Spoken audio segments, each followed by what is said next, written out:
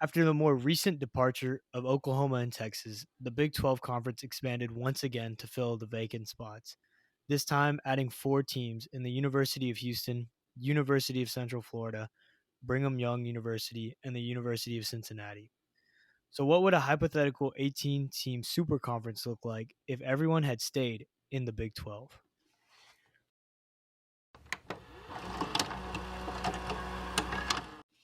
The original Big 12 Conference was formed in 1996 through the merger of members from the Big 8 Conference and four universities from the Southwest Conference.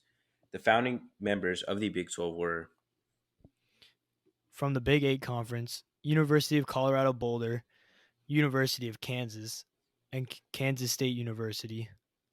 in addition to those three, we had the University of Missouri, the University of Nebraska Lincoln, the University of Oklahoma, Oklahoma State University, and the University of Iowa State. Then there are the teams from the Southwest Conference. These included Baylor University, University of Texas at Austin, Texas A&M University, and Texas Tech University. These 12 universities formed the original member institutions of the Big 12 Conference, and together they competed in various sports and contributed to the conference's rich history and traditions. the conference would be eventually restructured when the University of Nebraska and the University of Missouri both left the Big 12 Conference. They were replaced by the following schools: West Virginia University, who joined the Big 12 Conference in 2012 as they replaced the University of Missouri, as well as Texas Christian University, also known as TCU, who joined the Big 12 Conference in 2012, replacing Nebraska. So, how would this conference look if all those teams stayed inside the Big 12 as well as the new teams that have joined over the years? The scheduling would be a nightmare, but here's how we think the process would work. With 18 teams, a few possibilities come into play. They're either going to be in a three division conference because there's 18 teams, or scheduling would be similar to the new SEC scheduling system. This would feature one or two protected games and the rest of the schedule being rotated. There are way too many rivalries in order to not have a three division conference. Each team would be able to play their division as well as two non divisional but conference games.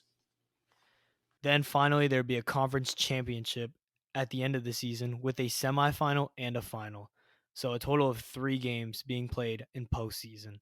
The top three division winners would automatically qualify, as well as the highest wild card to make the conference postseason. Due to the high volume of these games, non conference games would be scheduled at the discretion of the team. So finally, let's unveil the divisions for this hypothetical conference. First off, we'll have Division One, which we're calling the South. This would feature Oklahoma, Texas, Oklahoma State, Texas A&M, Houston, and Central Florida, or UCF. In our second division, the North, this includes TCU, Baylor, Cincinnati, Iowa State, Texas Tech, and West Virginia. Then lastly, we have the third division, which we're calling the West. That will feature Kansas State, Kansas, Colorado, BYU, Nebraska, and Missouri. Let's dive into each division, starting with Division One. The biggest thing I notice here is that OU, Texas, OU, OSU, and the Texas A&M rivalries are all preserved in this new division. Cash, what are your thoughts? I mean, yeah, immediately these three matchups, they jump to me as excitement to me. You got Bedlam, you got the Cotton Bowl, then you got A&M and Texas, which fans will be excited to see here in the future.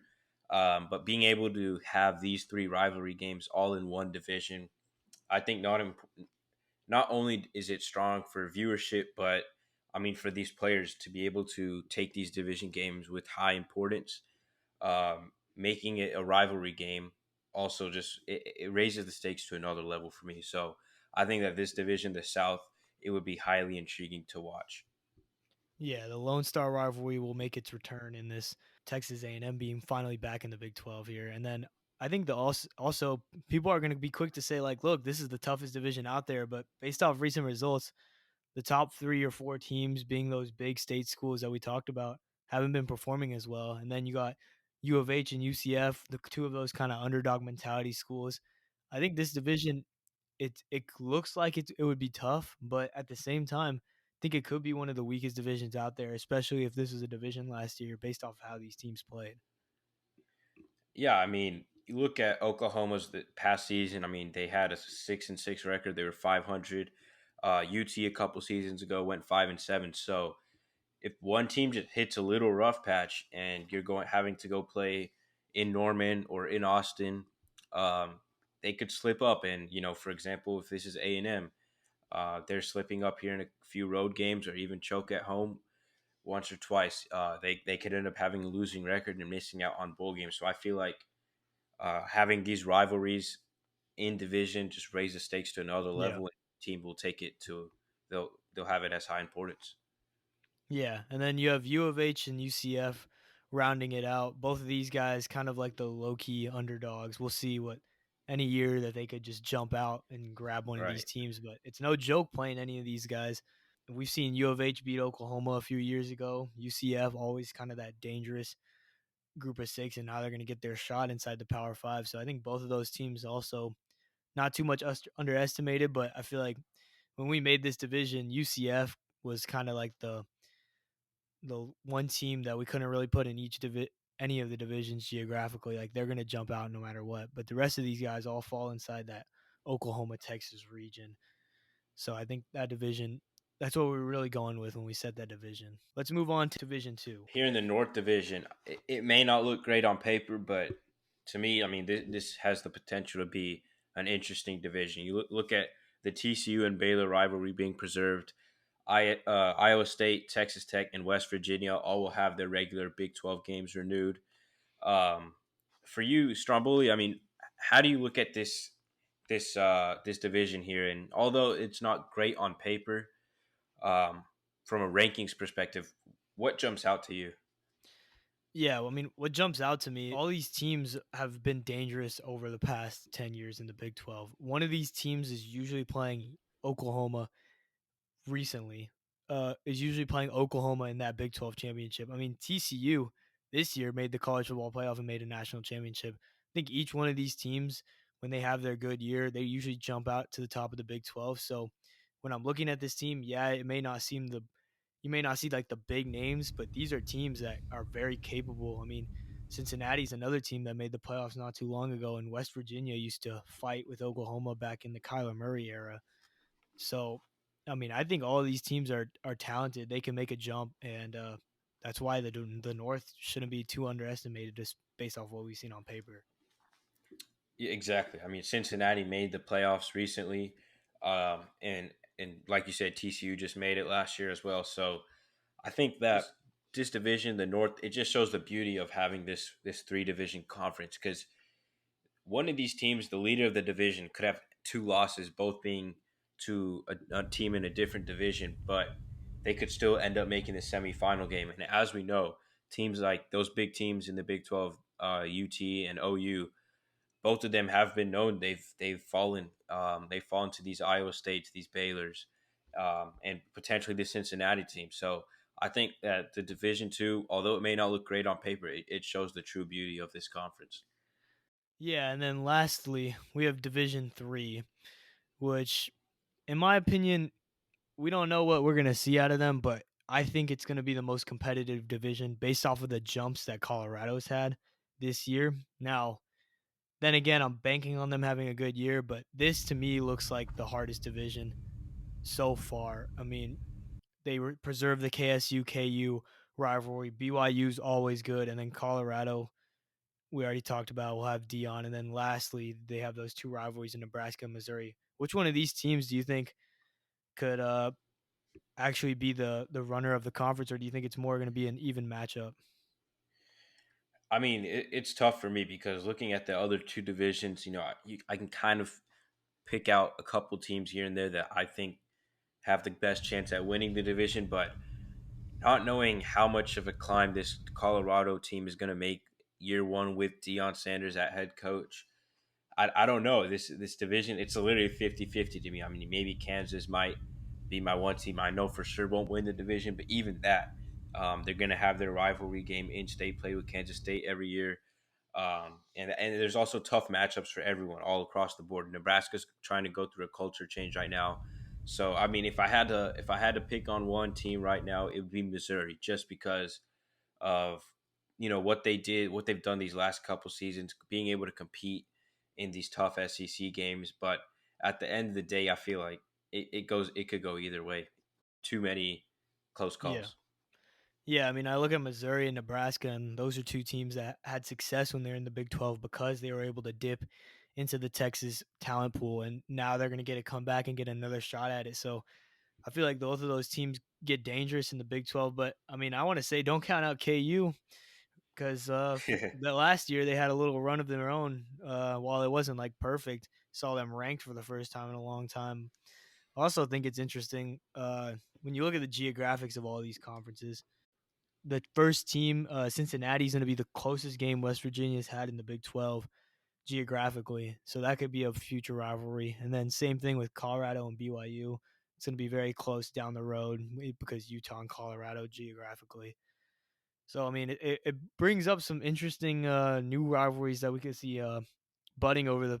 But obviously, this has to be a conference that stays intact. But then again, this is all hypothetical. So the super conference comes into it. Let's move on to playoff impact. So, do you think that this Big 12 would be able to rival the current SEC? Obviously, you're It, you're looking at the SEC without Missouri, but let's just pretend that they're in both conferences. What do you think? it's tough for me because the SEC is just so stacked. Got so many big schools. Fans are always there every game.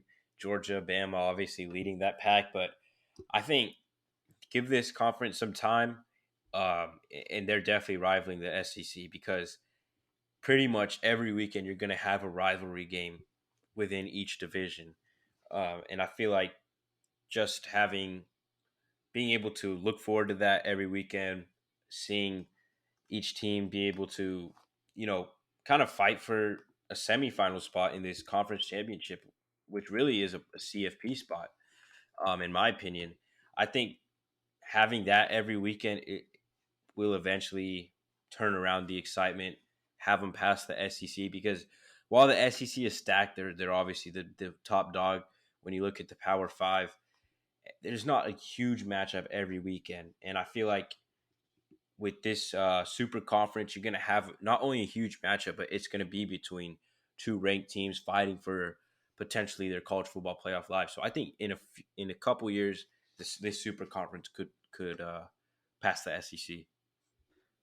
Yeah, and then lastly, you already touched on it. Do you think three teams make the playoffs here? I mean, we're considering we're about to have a 12-team playoff. This is probably the top two or close to the top two conferences. Do you think that each division winner will get in, or will it ultimately be those final two teams that make conference finals? I think it's just going to end up being like you said it these last two teams in the conference finals, just because it comes down to consistency for me, and I feel like if there's a team that sneaks into this semifinal but they didn't have the greatest record because they were in a weaker division. I feel like having OU or Texas or even A&M um, who had the consistency and showed it throughout the regular season in and out of the division, I think that would come up as more importance in my opinion.